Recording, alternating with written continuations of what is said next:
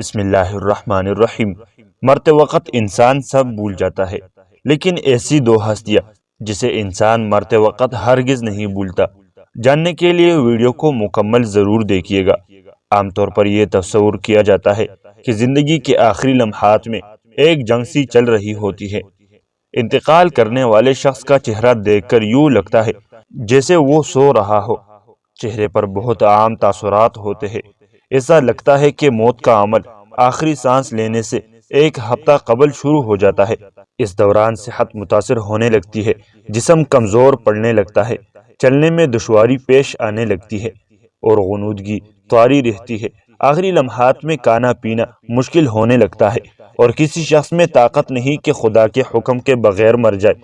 اس نے موت کا وقت مقرر کر کے لکھ رکھا ہے، اور جو شخص دنیا میں اپنے اعمال کا بدلہ چاہے اس کو ہم یہی بدلہ دے دیں گے، اور جو آخرت میں طالب ثواب ہو اس کو وہاں اجر عطا کریں گے، اور ہم شکر گزاروں کو عنقریب بہت اچھا صلہ دیں گے۔ مرتے وقت انسان کے دل و دماغ سے ہر چیز نکل جاتی ہے، سب کچھ بھول جاتا ہے، اپنا مال، دولت، محل، عزیز و اقارب، رشتہ دار، سب کچھ بھول جاتا ہے۔ مگر مرتے وقت انسان دو لوگوں کو بہت زیادہ یاد کرتا ہے۔ دو لوگ ہرگز نہیں بھولتا، ان کو سامنے بٹھا کے چیخنے کی کوشش کرتا ہے، ان کے غم میں رونے کی کوشش کرتا ہے، مگر رو نہیں پاتا۔ حضرت مولانا جلال الدین رومی رحمۃ اللہ علیہ فرماتے ہیں، میرے محلے میں ایک شخص زندگی موت کی جنگ لڑ رہا تھا، مرنے والا تھا، موت کے بالکل قریب تھا۔ لوگ میرے پاس آئے، بولے، حضرت ہمارا ایک شخص مرنے والا ہے، آپ آئیے انہیں کلمہ پڑھنے کی تلقین کرے، قرآن پڑھنے کی تلقین کرے۔ حضرت مولانا جلال الدین رحمۃ اللہ علیہ فرماتے ہیں، میں اس مرنے والے کے پاس پہنچ گیا، اس کے قریب بیٹھ گیا۔ آس پاس میں اس کے دوست، رشتہ دار، عزیز و اقارب بیٹھے ہوئے ہیں۔ اب اس مرنے والے کی آنکھیں چھت پہ لگی ہوئی ہے، کچھ سوچ رہا ہے۔ اللہ نے اسے بولنے کی توفیق دی۔ وہ رو کر کہنے لگا، میرے بچے کہاں ہے؟ اس کو نہ کمایا ہوا مال یاد آیا، نہ دولت یاد آئی، نہ عزیز و اقارب، یہاں تک کہ اسے ماں باپ بھی یاد نہ آئے۔ بس وہ کہتا ہے میرے بچے کہاں ہے؟ بچے دوڑ کر آئے، ساتھ میں بیٹھ گئے۔ پھر کہتا ہے میرے بیوی کہاں ہے؟ بیوی دوڑ کر آئی اور ساتھ بیٹھ گئی۔ اب کہتا ہے تمہیں دیکھ کر میرا دل رو رہا ہے، سوچ رہا ہوں کہ میرے مر جانے کے بعد میرے بچوں کا کیا بنے گا۔ انسان جب مرتے وقت بچوں کو دیکھتا ہے، اللہ تعالی جب اسے دیکھنے کی توفیق دیتا ہے، ہمت دیتا ہے، جب آخری بار بچوں کو دیکھتا ہے تو وہ یہ بھول جاتا ہے کہ میرے مرنے کے بعد میرا کیا بنے گا۔ یہ سوچتا ہے کہ میرے مرنے کے بعد میری اولاد کا کیا بنے گا۔ میرے مرنے کے بعد پتہ نہیں میرے ان بچوں کا میری طرح کوئی خیال رکھے گا بھی یا نہیں۔ اس کی آنکھیں رو رہی ہے۔ بیوی کو نصیحت کرنے لگا، میں تو دنیا چھوڑ کے جا رہا ہوں، مجھے یہ ایک احسان کیجیے گا کہ میرے ان بچوں کو قرآن مجید کی تعلیم لازمی دیجیے گا۔ ان کے منہ سے نکلا اللہ کا نام میری قبر کو روشن کر دے گا، مجھے جہنم کی آگ سے، اللہ کے عذاب سے دور کر دے گا۔ ان کو دین کی تعلیم دینا۔ ایک واقعہ ملاحظہ فرمائیں۔ حضرت سیدنا موسیٰ علیہ السلام کا ایک قبرستان سے گزر ہوا۔ آپ علیہ السلام نے دیکھا قبرستان کی ایک قبر کے اندر مردے کو دردناک عذاب دیا جا رہا ہے۔ مردہ عذاب میں مبتلا ہے، اس کی قبر جہنم کے گڑھوں میں سے گڑھا بنی ہوئی ہے۔ مردہ عذاب میں مبتلا ہے، چیخ و پکار کر رہا ہے۔ حضرت سیدنا موسیٰ علیہ السلام آگے چلے گئے۔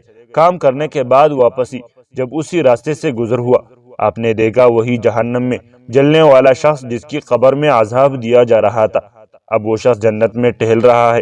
اس کی قبر جنت کا باغ بنی ہوئی ہے۔ آپ علیہ السلام نے دونوں ہاتھ اٹھائے، عرض کی، میرے مالک تھوڑی دیر پہلے میں یہاں سے گزرا تھا، یہی قبر جہنم کے گڑھوں میں سے گڑھا بنی ہوئی تھی، تھوڑی دیر کے بعد یہ جنت کے باغوں میں سے ایک باغ کیسے بن گئی؟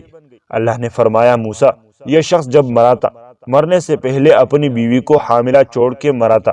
بیوی کا ایک بیٹا پیدا ہوا، بچہ آج چھوٹا کل بڑا، تھوڑا سا بڑا ہوا تو اس کی بیوی بچے کو مسجد میں بھیجا۔ معلم صاحب نے اس کے بچے کو بسم اللہ الرحمن الرحیم پڑھائی۔ جب اس کے بچے نے بسم اللہ پڑھی تو موسیٰ، مجھے حیا آئی کہ اس کا بچہ میرا نام لے اور میں اپنا نام لینے والے بچے کے باپ کو جہنم میں ڈال دوں۔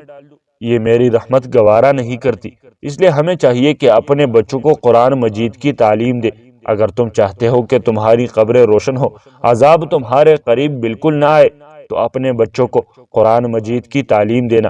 حضرت مولانا جلال الدین رومی رحمۃ اللہ علیہ فرماتے ہیں، وہ شخص توبہ کرتا کرتا یہ کہتا کہ میرے بچوں کو قرآن کی تعلیم دینا، ایک دم اس کی زبان لڑکھڑانے لگی، اس کا بدن کانپنے لگا، موت کا فرشتہ آ گیا روح نکالنے کے لیے۔ فرماتے ہیں جب انسان کی روح نکلتی ہے تو اس کا منہ کھل جاتا ہے، دونوں ہونٹ ایک دوسرے سے جدا ہو جاتے ہیں۔ انسان کی روح انسان کی پیروں سے نکلتی ہوئی اوپر کی طرف آتی ہے، جب دل اور پھیپھڑوں تک پہنچتی ہے تو یہ وہ لمحہ ہوتا ہے، یہ وہ وقت ہوتا ہے کہ جب انسان زندگی میں پہلی بار فرشتے اور شیطان کو دیکھتا ہے۔ یہ وہ مرحلہ ہوتا ہے جب انسان کے ایک طرف شیطان اس کے کان میں غلط مشورہ ڈالتا ہے اور دوسری طرف اس کی زبان سے اس کے عمل کے مطابق الفاظ نکلنے لگتے ہیں۔ اگر انسان نیک ہوتا ہے، نمازی ہوتا ہے، عبادت گزار ہوتا ہے، تو پھر اس کا دماغ اس کی زبان کو کلمہ پڑھنے کی تلقین کرتا ہے، درود پڑھنے کی تلقین کرتا ہے۔ اور اگر انسان نیک نہیں ہوتا تو پھر اس کا جو دماغ ہوتا ہے وہ عجیب سی ہیبت کا شکار ہو جاتا ہے اور انسان شیطان کے مشورے کو قبول کر بیٹھتا ہے۔ جب انسان شیطان کے مشورے کو قبول کر بیٹھتا ہے پھر کوشش کرتا ہے کلمہ پڑھنے کی، لیکن نہیں پڑھ پاتا۔ ناظرین، آج ہماری آنکھیں کھلی ہے، آج ہماری سانسیں چل رہی ہے، اس سے پہلے کہ یہ وقت گزر جائے۔ یہ زندگی کے لمحے میرے اور آپ کے لیے غنیمت ہے، آخرت کے لیے کچھ اکٹھا کر لو، مرنے سے پہلے قبر کی روشنی بنا لو۔ معلوم نہیں پھر فرصت ملے نہ ملے، معلوم نہیں پھر یہ زندگی کے لمحے ملے نہ ملے۔ اللہ پاک ہم سب کو عمل کرنے کی توفیق عطا فرمائے اور ہمارا خاتمہ ایمان پر فرمائے، آمین ثم آمین۔